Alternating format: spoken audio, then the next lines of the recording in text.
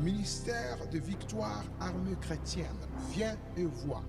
dirigé par le pasteur Seba Mampinga, informe tous les membres ainsi que les frères et sœurs en Christ. Si vous n'avez pas un endroit pour prier, voici l'occasion. Son nouveau lieu de prière qui se situe sur 174 et 178 Forest Street, second floor, King 2000, Hyperk Center, Edmonton, London. Bandeko boya na bengi bino boya pambola serviteur na Seba Mampinga lekoki na tango oyo lekoki nde azoganga sosa mobali tokalela kalera kanga ezala problème eka naloba mpona changement ya salle tosali mpona église na biso bien quoi tosala sika ezali na Now we're getting a new church, which is really based in Tottenham.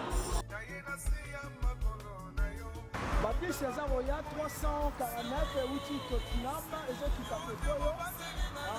On a 259 et autres Edmonton Green, donc on a facilité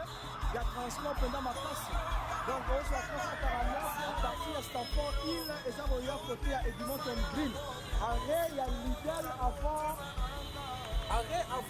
North Circular au Kitiwana. Ce que outil côté net, il y a Brent Cross. Nous avons 34, nous avons Watamso Central, nous avons 102 et nous avons outil Brent Cross, nous avons Edmonton Green. Nous avons Mati Yango, arrêt à Silver Street au Kiti. Au Katisi Nangambu na yo, na Lidl, au Mona. Magasin moko ya Ipec Central, batekaka bakiti en face nango toza na banki ya Satanda, donc église ekoma esika wana soko outi kote ya Edmonton bien outi na fil kuna na se babisi nyonso tu eza komataka 279 okiti na Edmonton Green Center okochange bisi nyonso ezomata kota total 149 259 349 eza komata okokita na re ya Halifax bien ya Westminster oleki KFC okiti ozongi sima bien okiti na re avant North Circular obetika okatisi poche obeti makolo muke na gauche no omona sali wana oza koevite bino nyonso na kombo na Yesu boya tosangana lisanga tosima mosala na Nzambe mpe topesa lokumu epa nkolo na biso yo oza na place okendaka te ofanda na ndako petrole mpona badeception makambo ebele yaka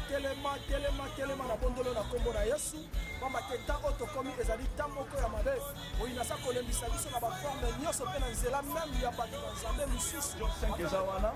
epuis toza mpe na mado toza mpe na kefsido eza kutu esika obunga te eto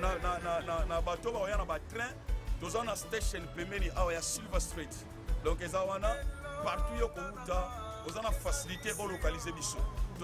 alingi na annonceur na bino nyonso ke voilà esika ya shika oyo tozwi yango oyo eza salo eyebani mingi sale ya Papa Cass kine 2000 eza shika vraiment ya obunga te na place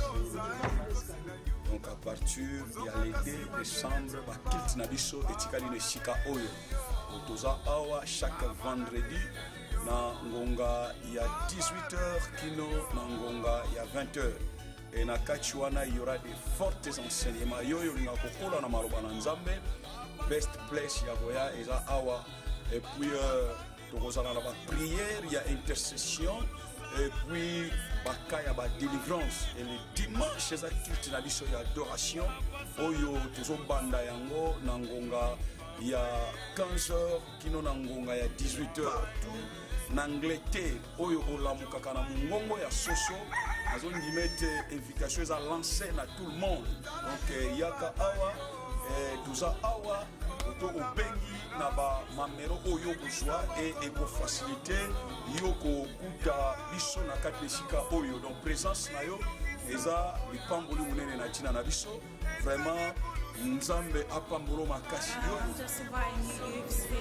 Je suis resté dans cette église pour la qualité de sa prédication. Alors je vous invite tous à venir dans cette église pour écouter la parole. Vous serez bénis, largement bénis par vous. Merci beaucoup.